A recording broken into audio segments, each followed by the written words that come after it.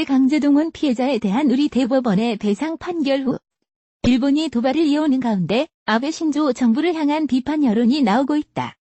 일본 원로 법조인들은 우리 대법원 판결을 지지한다고 밝혔다. 이에 일본 공영방송 NHK도 태평양 전쟁 당시 일본군 강제징용에 주목하고 일본의 중도 언론은 아베 정부를 향한 일침을 가했다. 일법조인 강제징용 피해자 개인 청구권. 한일 청구권 협정으로 소멸된 거 아냐. 일본 원로 법조계 인사들은 아베 정부와 전범 기업들은 한국 대법원의 강제징용 손해배상 판결을 받아들여 피해자들을 위한 진정한 해결책을 마련해야 한다고 제언했다.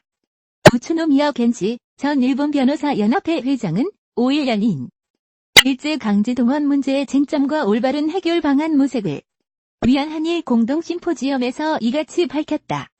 이날 우츠노미야 회장은 한일 청구권 협정은 당사자인 피해자를 제외한 채 양국 정부의 정치적 타협으로 성립돼 한계가 있다면서 한일 청구권 협정에서 일본 정부는 한국에 대한 식민 지배의 불법성을 인정하지 않고 이를 반성하지 않는다고 지적했다.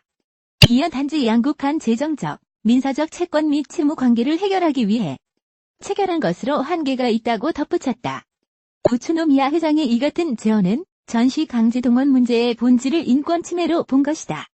그는 강제동원 피해 문제를 진정으로 해결하려면 피해자가 받아들일 수 있는 해결책이 필요하다며 무엇보다 피해자 개인의 피해가 회복돼야 한다고 강조했다. 그러면서 신일철지금, 미쓰비시중공업 등 일본 기업은 지난해 한국 대법원 판결을 받아들이고 동시에 자발적으로 인권 침해 사실과 책임을 인정해야 한다며 그 증거로 사죄와 배상을 포함해 피해자가 받아들일 수 있는 행동을 할 필요가 있다고 덧붙였다.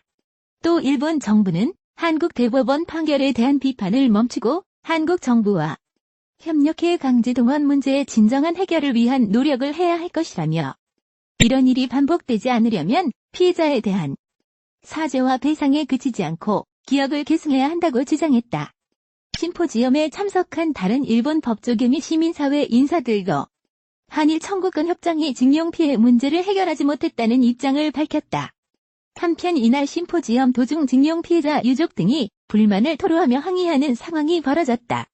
유족 측은 왜 이런 도움이 되지 않는 심포지엄만 계속하나라면서 피해자들을 우롱하느냐, 한국 정부에 책임이 있는지를 명확히 짚고 넘어가야 한다 등의 항의가 잇따랐다. 그런가 하면 다른 참석자들이 한일 청구권 협정이 마음에 들지 않으면 여기가 아닌 청와대로 가서 얘기하라고 말해 고성이 오가며 행사가 잠시 중단됐다.